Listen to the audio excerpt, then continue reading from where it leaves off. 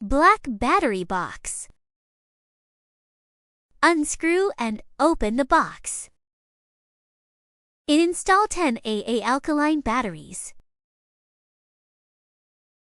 Re-screw it. Find the connection wiring from the back. Connect it to the box.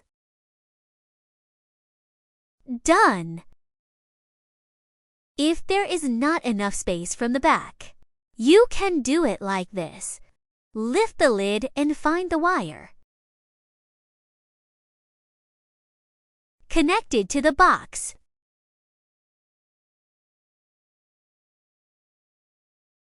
Reinstall the lid.